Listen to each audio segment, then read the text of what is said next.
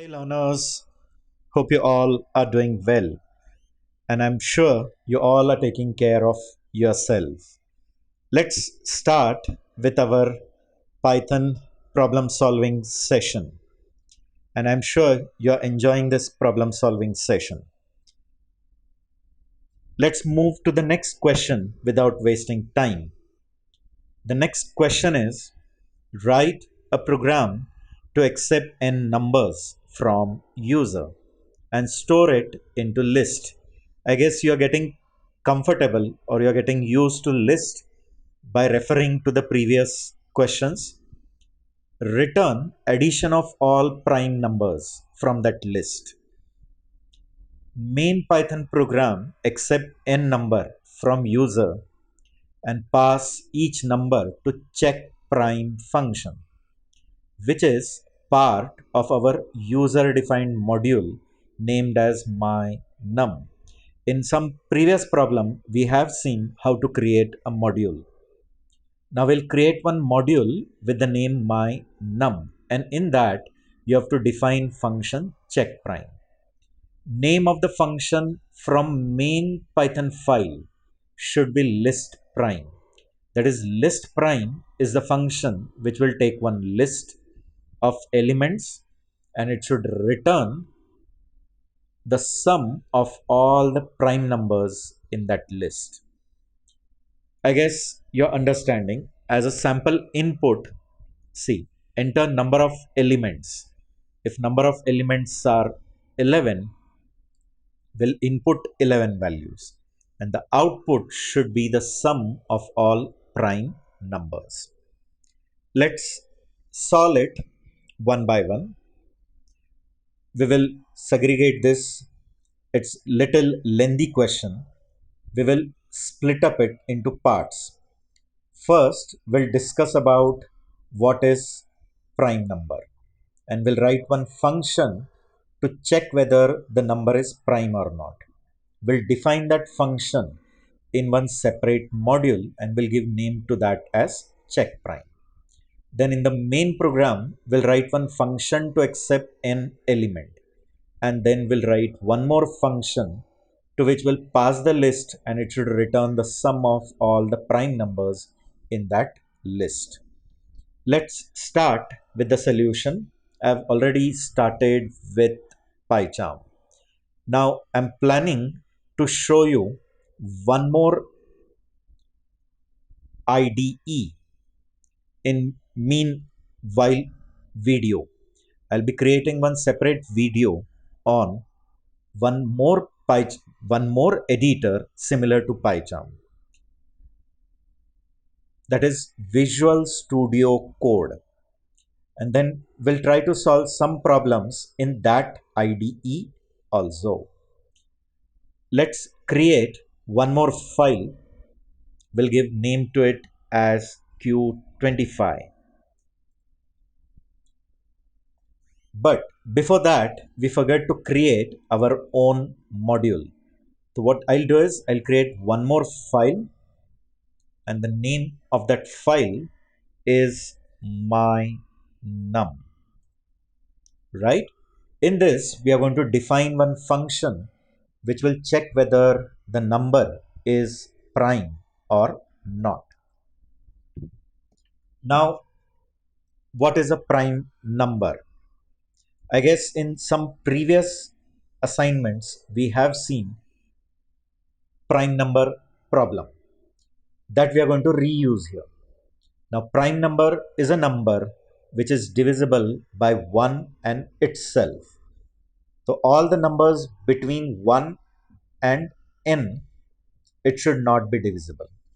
For example, if n is 7, then 1, 2, 3, 4, 5, 6, and 7. So it should be divisible only by 1 and 7, not by 2, 3, 4, 5, and 6. And if it is divisible by any of the element between, then it is not a prime number. For example, 7 if you take. So 7 is divisible by 1 and 7, but not by 2, 3, 4, 5, and 6. If I take 6, then in that case, it should be divisible by 1 and 6, but not by these elements. but it is divisible by 2. Therefore, 6 is not prime. Now we'll write one function def. I'll give name to it as is prime. To that we'll pass one number, that is n. Now what we have to do is we have to check whether n is prime. So I'll start for I in range, and I'll start from 2 and I'll go till n, but never n is inclusive. So it will check from 2 till n minus 1. Now what I'll do is I'll check whether n is divisible by I. That is n mod I, the remainder is 0. Means it indicates that n is divisible by I, means n is not prime. Therefore, I'll return false. But if this for loop goes maturely, means it doesn't terminate prematurely, it will complete the loop by reaching I till n, means your number is prime. Then we will return true. Now one part is done. That is, we have created one module, and in that we have defined one function is prime, which checks whether the given number is prime. Yes to true, otherwise false. Now let's come back to our main program. Now here we'll write one function to accept elements and one more function to find the sum of all the prime numbers in the list. Let's first write function to accept n elements and store it in a list. I'll import our module also. So I'll write from my num import is prime. This will give is prime functions used to this program, that is q25.py. Is it clear to you? Okay. Now we will write function def accept list. I'll give name to it as, to which I'll pass one empty list and n, that is the number of elements. Now inside this function I'll write a for loop for I in range n. This for loop will go for n times, and n times I'll accept one element from user, and that element I'll just append it in our empty list. Is it clear to you? It's very basic function, very easy function. That is, we have passed an empty list and n number of element. The for loop is accepting n times element from the user, and it is just appending it in this empty list. Now next, what we'll do is we have written function to accept element. Now our next task is to write this function list prime. Its job is to find out the sum of all prime numbers in the list. Is it clear to you? And in that function, to check whether the element is prime or not, we are going to make use of this function which we have defined in a separate module. Let's write function def list prime. Now to that, I'm just going to pass the list which we have accepted from user. Is it clear to you? Right. We'll take one temporary variable s and I'll initialize it to 0. Next, I'll traverse the list one by one. For t in list. Will it fetch one by one value from the list? Yes. And it will copy the value from that lst after every iteration in t. I'll just pass is, I'll call is prime, and to that I'll pass that value t. Now is prime is the function from that user defined module. Clear? To is prime, I'm passing each element from the list. And is prime is returning true or false. So if it returns true, that T I'll accumulate it in S. That is, I'm adding T to S using compound arithmetic assignment operator. Now when the for loop is over, each and every prime number is getting added in S. We will return that S. Hope it is clear to you. Now we'll write main program. First, we will accept from user number of elements. Enter number of elements. Right? Clear? Now I'll pass that n to accept function. But before that, we'll create one empty list. See, I'm creating one list. I'll give name to it as my LST. And I'm creating a empty list. Is it clear to you? My list is an object of list. And the moment you assign it by a square, empty square bracket, an empty list is created. That easy it is in Python. Now I'm going to call this function accept list, which will accept n elements from the user and store in it.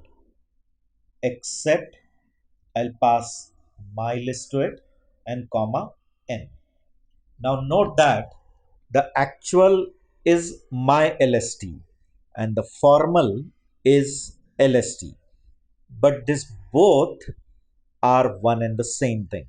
That is, the object of type list, or maybe it is tuple or a dictionary, they all are passed by reference.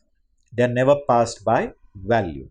That is, this LST is not a copy of my LST. Instead, they are just two objects referring to the same memory location. I hope you are getting it. So my LST and LST are one and the same thing. So whatever changes you do in LST is going to get reflected in my LST. Okay, now accept function will accept n elements from the user. It will store it in this my LST. Now we will call our function list prime, which is going to return the sum of prime numbers. Before that, if you want to display your list, you can display it by calling print, and to that pass my LST. Note that whenever you pass an object to print, it will implicitly call one magic method underscore underscore str underscore underscore. Those who are familiar with Java, they might be knowing something about toString. Whenever you will be seeing examples of OOP, you'll be clearing it with the concept of magic method. Okay, now we'll call, now inside print, I'll call our list prime function. I'll give input like this, print sum equal and comma, I'll call function list prime, and to that I'll pass our list my LST, and it will return all the prime number summation. And note that inside that list prime we have made use of function from this mynum module. I hope it is clear to you. Let's execute this code.